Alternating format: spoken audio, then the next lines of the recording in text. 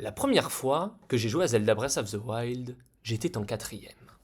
Je me souviens parfaitement de la journée au collège précédant le tout début de mon aventure, comme l'un des rares moments de ma vie où toutes les minutes qui passaient étaient une pure souffrance, tellement le désir de se saisir de ce Graal était ardent. Si vous avez regardé ma dernière vidéo, où je présente brièvement mon histoire avec la licence Zelda, vous savez que la première version du jeu que j'ai tenue entre mes mains était dysfonctionnelle, ce qui est probablement une des plus grandes frustrations de ma vie, mais vous savez également à quel point ce jeu a marqué une étape pour moi, tant dans mon parcours de joueur que tout simplement en tant que personne. Aujourd'hui, on va parler de The Legend of Zelda Breath of the Wild. Alors oui, sur le papier, c'est peu original et ça a déjà été vu un milliard de fois sur internet, mais bon, si j'étais là pour innover, ça se saurait. Cela étant dit, je ne vais pas vous proposer une narration sur la jeunesse du titre, ni sur son scénario, ses boss, ses monstres, ou n'importe quoi d'autre que vous pouvez trouver très facilement sur YouTube. Non, je vais tenter de vous livrer mon avis sur le titre, absolument subjectif bien sûr, et de répondre à la question qui a suscité et motivé cette vidéo. Pourquoi Zelda Breath of the Wild est-il si bon? Comment un jeu qui a fait le pari risqué de s'éloigner de la formule Zelda classique pour faire un open world, formule déjà traitée et retraitée à l'époque, parvient à arracher un 97 sur 100 sur Metacritic, synonyme de triomphe critique absolument majeur, et a réalisé à lui seul le tiers des ventes de la licence Zelda, alors que cette dernière a été créée en 1986 et compte pas moins de 7 jeux dont la note sur Metacritic est supérieure à 95. Voilà, peut-être que Breath of the Wild est la Joconde, mais c'est pas comme si les autres c'était des peintures à l'eau de la Seine, quoi. Voilà, on se comprend bien. Donc, bon, je vais tenter d'expliquer pourquoi Zelda Breath of the Wild est aussi bon, et pour cela, on va devoir commencer par un petit peu décortiquer le jeu. Parce que tout le monde le sait, un jeu vidéo, c'est un petit peu, enfin, c'est un ensemble constitué de plusieurs couches qui s'entrechevauchent, des domaines parallèles, etc., etc. On a bien sûr la musique, les graphismes, le gameplay, le scénario, le level design, etc., etc. Alors je me suis penché sur chacun de ces points individuellement afin de déterminer au final qu'est-ce qui fait la recette du succès dans Zelda Breath of the Wild. Et on va d'abord commencer par parler des points qui fâchent, en tout cas des points qui sont un petit peu moins bons que les autres, parce que tout n'est pas parfait dans ce titre, et loin de là.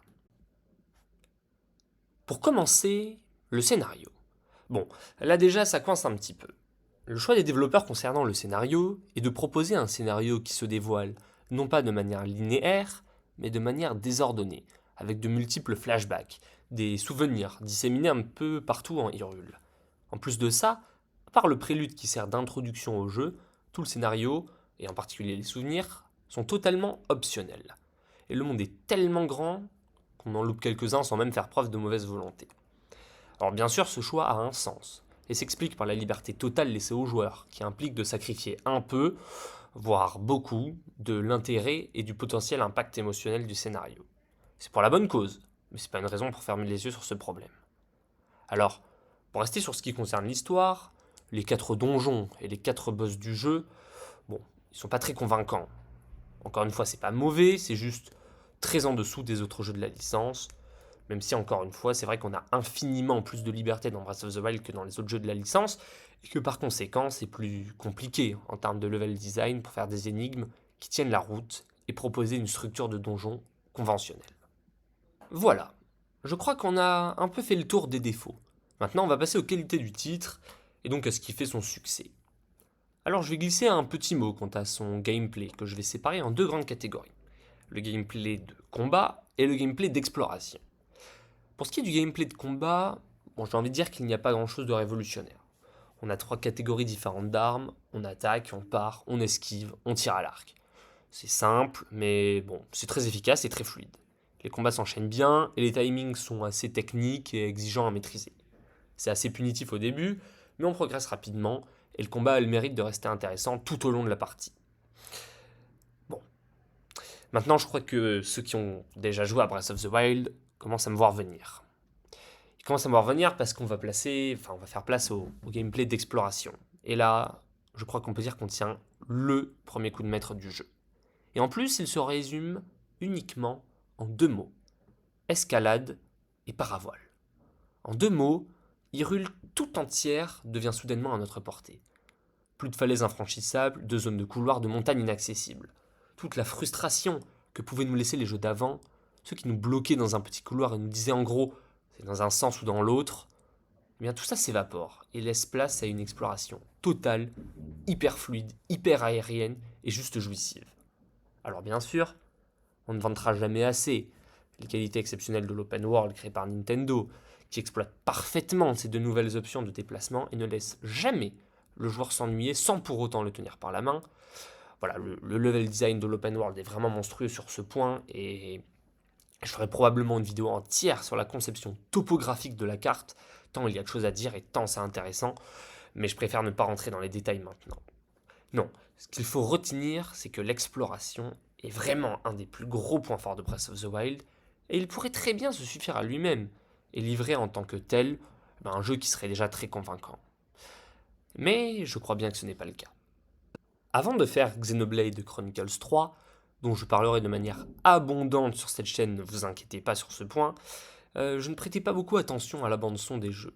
Je la voyais comme plutôt anecdotique, et au mieux du mieux, j'en connaissais avec 3-4 pistes cultes, et puis basta.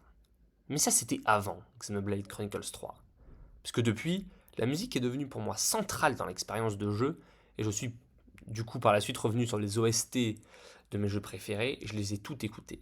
Et en écoutant celle de Breath of the Wild, ce qui est immédiatement flagrant, c'est qu'elle n'a absolument rien à voir avec toutes les autres. L'OST de Breath of the Wild est un ovni. C'est un ovni parce qu'il ne s'agit juste pas de musique. En fait, en écoutant l'OST de Zelda Breath of the Wild, on n'écoute pas de la musique, on écoute des bruits, tout au plus une discrète ambiance musicale, un bruissement de vent, des vagues sur la plage. Alors, bon, j'exagère un petit peu, il y a quelques musiques qu'on écoutera d'ailleurs ensemble sur cette chaîne quand j'en aurai envie, mais bon, il y en a peu, et surtout elles sont réservées à des moments particuliers du scénario, alors même que le scénario justement, on l'a dit tout à l'heure, il est très en retrait. Donc au final, 95% du temps, ce n'est pas de la musique qu'on entend, c'est une atmosphère mélodique. Et ça a été reproché au jeu, bien sûr. Parce qu'une fois de plus, ça tranche radicalement des jeux Zelda précédents, où on avait quelque chose de bien plus présent, plus orchestral, plus épique.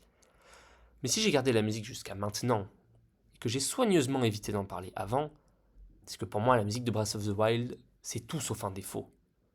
Bien au contraire. Je pense justement que la musique de Breath of the Wild est l'ingrédient secret du succès du jeu, et cela pour une raison très simple. La musique crée l'immersion. Et l'immersion, c'est précisément ce qui crée Breath of the Wild. Breath of the Wild, c'est un monde organique, naturel, au biome travaillé, mais c'est surtout un monde incroyablement immersif, incroyablement libre, qui ne prend jamais le joueur par la main tout en le guidant exactement là où il veut.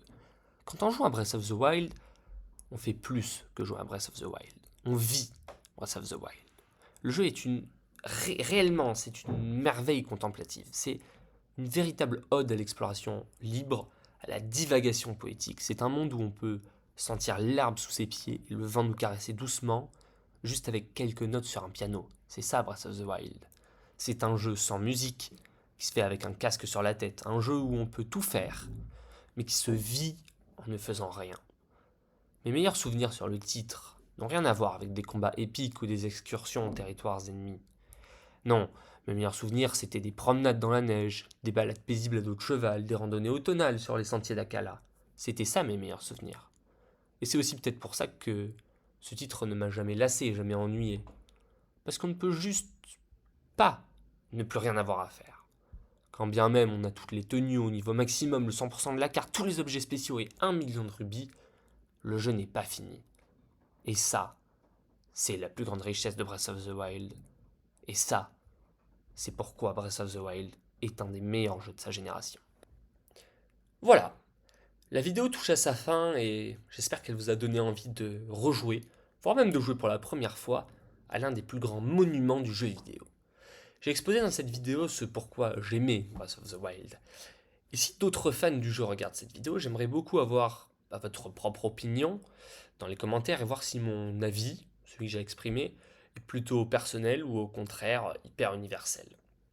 En tout cas, bonne journée tout le monde et à bientôt pour une nouvelle vidéo.